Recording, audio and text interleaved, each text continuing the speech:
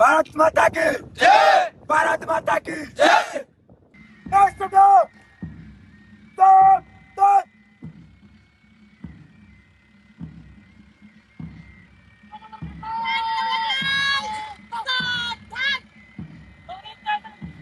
मेरा नाम मयंक पटेल है। मैं केंद्रीय विद्यालय नौपड़ा का एक छात्र हूँ।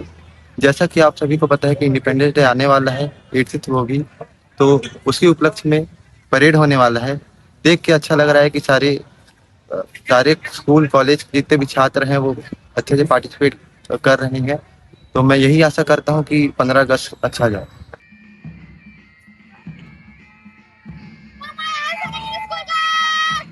मेरा नाम सुरेश सवेरे। आज हम कॉलेज लेवल का पार्टिसिपेट करते हैं, हमारा यमश नपड़ा, जो बहुत अच्छा लगता है। इंडिपेंडेंस 18 इंडिपेंडेंस हम पार्टिसिपेट करेंगे। जो हमारा प्रैक्टिस जो है, हम जान चुके हैं हम फर्स्ट प्राइज चलेंगे, ऐसे प्रैक्टिस करते हैं जो हमारा फर्स्ट प्राइज है। धन्यवाद।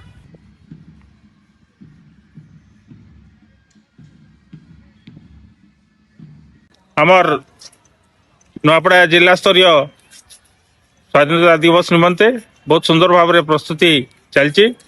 आज शेष दिन आमर परेड प्रैक्टिस चला मिनी स्टेडियम नुआपड़ा रे। गत 11 तारिख रु परेड प्रैक्टिस चलता आमर। 11 तारिख रे और 12 तारिख रे आमे इवनिंग रे 3टा समय रे परेड प्रैक्टिस करथुलु एवं आज सकाळु 8 घंटा समय रु आमे 3 राउंड एठी परेड प्रैक्टिस करिचु।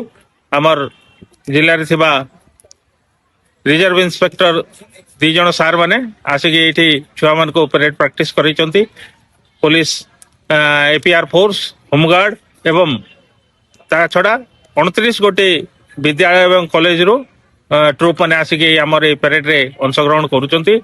सरकारकर आमर केंद्र सरकारकर नूतन नियम अनुसार ए वर्ष आमर मुख्य स्टेज रे 2 थर राष्ट्रीय संगीत गान करा जिवो एवं 2 थर जातीय संगीत गान करा जिवो।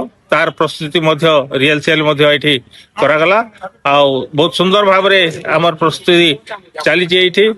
आजिर शेष प्रस्तुति आमर परेड प्रैक्टिस एठी सरी जाइछि। आमे आशा करिवो निश्चित भाव रे अगस्त 15 तारिख रे आमर छुआ माने बहुत सुंदर भाव रे परेड रे अंशग्रहण करिवे एवं समस्त कार्यक्रम अति सुंदर भाव रे एठी सरीबो। आमर मुख्य अतिथि आमर मान्यवर नुआपड़ार मान्यवर जिलापाल श्रीयुक्त मधुसूदन दास महोदय आमर मुख्य अतिथि हेकि एठी पताका उत्तोलन करिवार कार्यक्रम आ राज्य सरकार पक्षरु विधिवत भाव में सूचना आसी सारी।